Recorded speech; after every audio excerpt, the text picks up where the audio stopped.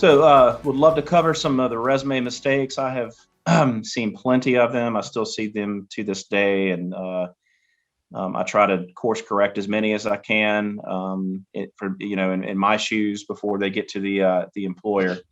But a common mistake I see is inadequate contact information. We were just working on a search for a president, pretty senior executive level role, and this individual did not have a phone number on the resume. So, the client's calling us after we send it over. Hey, I want to do a phone interview. How do I get a hold of this individual? So I know it sounds very basic, but make sure you have adequate contact information. What does that look like? Well, clearly you want to have a phone number on there, and you want to have an email address at a bare minimum.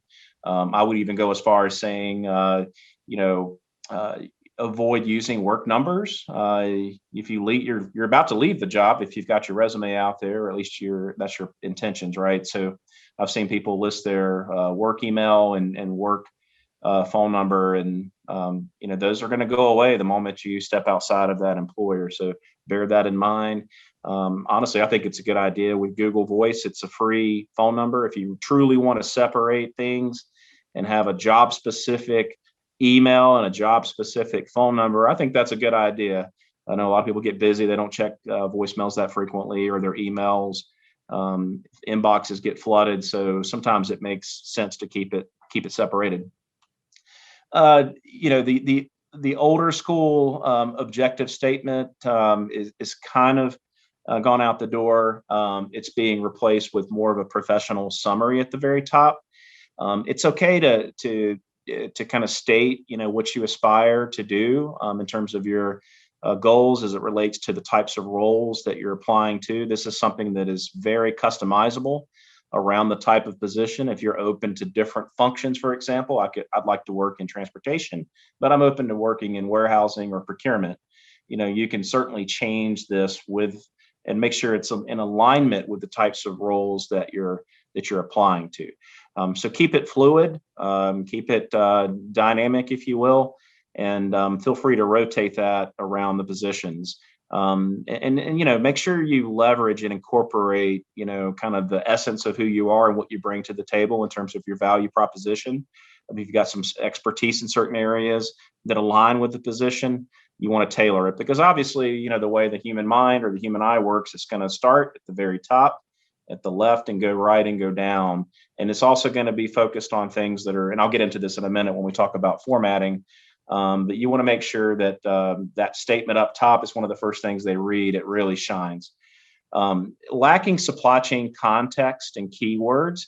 For example, you say you manage a distribution center. You want to make sure you're conveying that the right level. And there's so much ambiguity out there. That's why it's helpful for employers and recruiters to add context.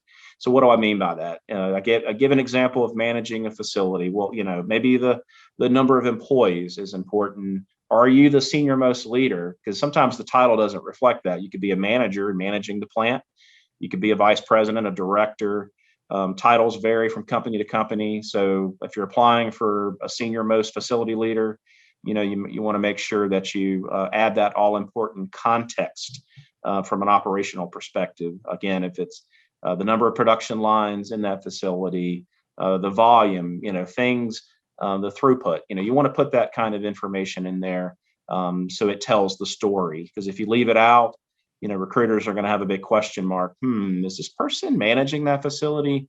Is it even comparable to the type of role that I'm looking to fill from a what I call size, scope, and complexity perspective? So make sure you add in the context. We're going to talk a lot about keywords. You want to kind of err on the side of using the most popular keywords that are known in the marketplace that describe what you do. I see some companies that use, these crazy titles. And maybe they do that to keep us recruiters away. So it makes it more challenging for us to find their employees. I'm not really sure, but if you have some kind of an abstract title, you might want to put in parentheses, here's the real title in the marketplace. There's nothing wrong with putting things in parentheses to help add that context. I see a lot of folks using graphics and photos of themselves, charts, and other forms of graphics. You want to be careful there. I think you can build a case to use it. I think in an in-person interview, or if you're emailing your resume to someone, it's okay to use graphics. You got to be extremely careful though when you're applying online, whether it's through an employer, whether it's through a job board, because it's being digitally parsed. So they're using technology to scan your resume, and they're looking for common things that exist in a resume. Again, starting from the top, bottom, your name, your contact information. It's going to pull in all of your different jobs by employer and the dates and all that. So you want to be extremely careful overdoing it with graphics, photos, charts, and things like that, because it will throw off the applicant tracking system.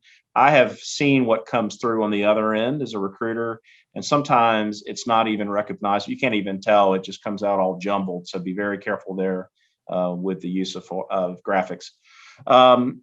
Poor formatting.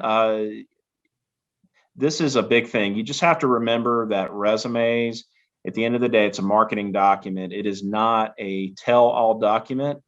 So if you're not using bold, if you're not using underline, if you're not using white space, and you're trying to cram everything in, it makes it very difficult to read. And today, people are very busy. It's kind of rare, and don't take this the wrong way. It is kind of rare though that anyone reads a resume word for word. That might happen when we get to the final, crop, if you will, of candidates that we want to take a serious look at. But for all the applicants coming in, we're just trying to cut through as quickly as we can and find the ones that best align with the position. So you can think of it as a yes pot. This is how I do it. I've always done it, and I think most people do it this way too. Who are the clear yeses? Who are the clear nos? And then maybe who are the maybes? And you're going to prioritize. Here's the yeses. If these don't work out, I might go down and look at some of the maybes, and then the nos are clearly the ones you're not going to look at further. So it's very, very important to use the proper formatting. If you've got big stacks of paragraphs are difficult to scan. Bullet points are easy to scan. So just bear that in mind, and we'll get into some of that here in a bit. Using uncommon acronyms, corporate speak, jargon, buzzwords, that the resume is really not the place for that. You want to, really mitigate using acronyms unless it is a very, very common name. You could argue a WMS, warehouse management system, is something that most people in supply chain know of. TMS for transportation management system, things like that. So just use your judgment there. And if you're in doubt, it's best to spell it out. Including personal information. Again, I see people use their headshots. I know in certain countries it's normal to do that, but in the United States it's not. You really don't want to give the employer, recruiter, any information to rule you out. There is a degree of bias in the workforce, and you want to try to eliminate that. So you're showcasing your skills, experience, accomplishments, and you're not embedding any personal information, whether it's your hobbies, your religion, your marriage status, your age, ethnicity, things like that. Just leave that stuff out. It's not, the resume is not a place for that information. You want to make sure it passes the easy to scan test. I talked about that. We're going to get into that further as it relates to proper formatting. If you can't look at it within about 10, 20 seconds and quickly tell what somebody does, it's not passing the test. And it will likely lead into that no category, at best, maybe category. So make sure it is easy to scan. And again, you got to use the right formatting to make it easy to scan. Talked about work email, work phone numbers. Make sure you're using personal. A lot of folks think the resume is a tell-all document. I've got to list out every single job and every responsibility, every accomplishment that I've ever had for every employer throughout my working career. And I'm going to include my academic as well. I have seen resumes in the 15 to 20 pages throughout my career. I've seen them 10 pages. I've seen them 5 pages. And honestly, 2 pages. 2 pages is really the max. Maybe if you're a senior executive, you could argue for three, but I would argue that you should be able uh, to to showcase the most relevant experience and your accomplishments, and that should be able to get you in the door if you do it properly. So, 2 pages, 3 pages max. 1 page is sufficient in a lot of cases as well. But what you want to refrain from is making it a tell-all document, and then just typos. I see a lot of typos and grammar mistakes. The most common one I see is misspelling manager and using manger. Um, so you want to double check that. And guess what? Spell check does not pick up when you misspell manger. I wish Microsoft would fix that. It's been going on for many years. Anyway, you want to have a second set of eyes look at it. You can stare at it as many times as you like, but there's nothing substitutes having 2 or 3 people look at it to check for spelling and grammar. Emphasizing job duties only. I see so many people just describing what they do. They basically copy the job description and paste it into their resume. That is a huge no-no.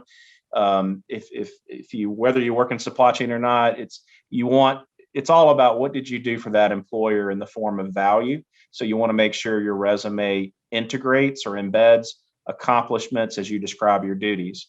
And if you can quantify those, even better, especially in supply chain where there's a lot of data, a lot of numbers, KPIs.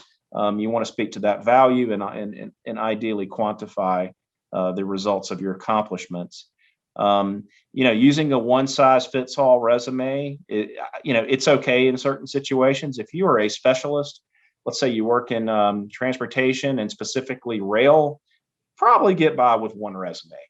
If you've got a broad background and you're open to 2 or 3 different, types of jobs, you're going to want to tailor that. So, sometimes the one size fits all doesn't work and it doesn't perform as well as tailoring that resume around the types of jobs that you're applying to.